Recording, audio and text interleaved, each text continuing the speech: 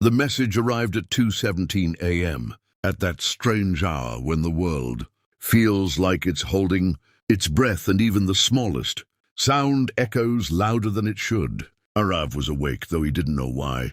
Sleep had become something fragile over the past few months, slipping through his fingers the moment he thought he had grasped it. His phone lit up beside him, a soft glow cutting through the darkness. He stared at it for a long moment before reaching out, his hand hesitant, as if he already knew that whatever waited on the screen would change something inside him. It was just a link. No name, no message, no explanation. Just a YouTube link. He frowned, his thumb hovering over it. Unknown numbers didn't usually make him curious. They made him cautious. But there was something about this one. Something quiet and insistent. Like a whisper he couldn't ignore. He tapped it. The video opened slowly, buffering for a moment that felt longer than it should. Then the screen shifted and a dimly lit room appeared. The camera was slightly shaky, as if whoever had recorded it hadn't planned to. Aarav's breath caught. It was her, Maya. She was sitting on the edge of a bed, her hair falling loosely over her shoulders, her eyes carrying that familiar softness that used to calm every storm inside him. For a second he forgot how to breathe. She had been gone for 2 years.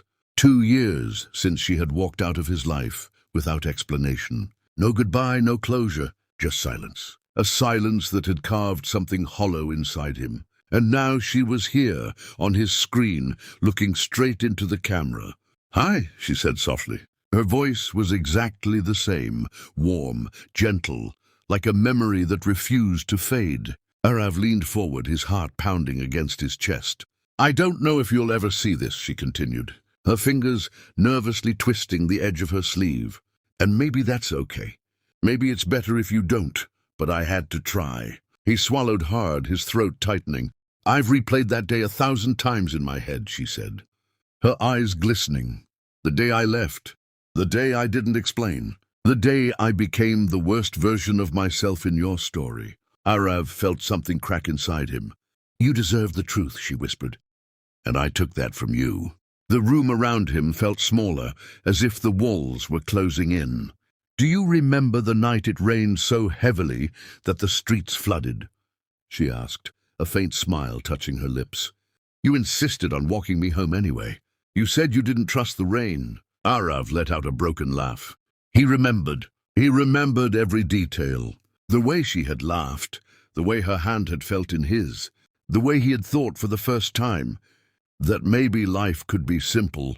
"I fell in love with you that night," she said. His chest tightened painfully. "But I was already losing time." The words didn't make sense at first. "What I mean is," she took a deep breath, steadying herself, "I was sick, Aarav." Everything inside him went still. "I found out a few months before I left," she continued. "It started with headaches, then dizziness, then days where I couldn't remember simple things. The doctors ran tests and then more tests. And then one day, they sat me down and told me I had a condition that wasn't going to get better." Aarav's fingers trembled as he gripped the edge of his bed. "I didn't want you to watch me fade," she said, her voice breaking. "I didn't want you to remember me like that. I didn't want to become a burden in your life. So I made a decision, a selfish, stupid decision." Tears slipped down her cheeks. "I left." Aarav shook his head, his own vision blurring. "No," he whispered, though she couldn't hear him. "No, you don't get to call that selfish. I thought I was protecting you," she said, "but I was really just protecting myself. I was scared. I didn't know how to stay and say goodbye at the same time." The silence between her words felt heavier than anything he had ever carried. "I've been living with that guilt every day," she continued. "Every single day." She wiped her tears, trying to smile, but it didn't quite reach her eyes. "I started recording these videos because I didn't trust my memory anymore. I was afraid I'd forget you, forget us, forget the way you used to look at me like I was something worth holding on to." Aarav closed his eyes, his heart aching in ways he couldn't put into words. "If you're watching this, it means I finally gathered the courage to send one of them," she said. "Or maybe someone else did. I don't know." She let out a soft, shaky breath. "I don't know how much time I have left, but I know this. You were the best thing that ever happened to me, and I'm sorry I didn't give you the chance to be there." The video paused for a second, as if the world itself needed a moment to catch up. Then she leaned closer to the camera. "If by some miracle you're still willing to see me, I'm still here." The screen went black. Aarav sat there frozen, the silence in his room deafening. Then something inside him shifted. He didn't think. He didn't hesitate. He grabbed his keys and ran. The drive felt endless. Every red light felt like an obstacle placed there just to test his patience. His mind replayed her words over and over, each one cutting deeper than the last. "I'm still here." The address had been in the video description, a small detail he almost missed. A quiet invitation hidden in plain sight. When he finally reached the building, his heart was racing so fast it hurt. He barely remembered parking, barely remembered climbing the stairs. He stood in front of the door, his hand hovering over it. For a moment, fear crept in. What if he was too late? He knocked. The sound echoed in the hallway. Seconds passed, then footsteps. The door opened slowly, and there she was. She looked different, paler, thinner, but her eyes were still hers. For a moment, neither of them spoke. Then she whispered, "Aarav." His name sounded like something fragile in her voice. He stepped forward and pulled her into his arms. She froze at first, as if she didn't believe it was real. Then she broke, her hands gripping his shirt as she cried into his chest.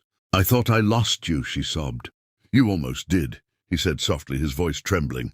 "But not like this. Not without a fight." She pulled back, looking at him through tear-filled eyes. "I didn't want you to see me like this," she said. "I don't care," he replied. "I don't care how much time we have. I just care that we have it." The words hung between them, heavy and honest. For the first time in 2 years, something inside Aarav felt whole again. Not perfect, not unbroken, but real. And sometimes real was enough. Maya smiled through her tears, a quiet, fragile smile that held both sorrow and hope. "Then stay," she whispered. He nodded. "I'm not going anywhere."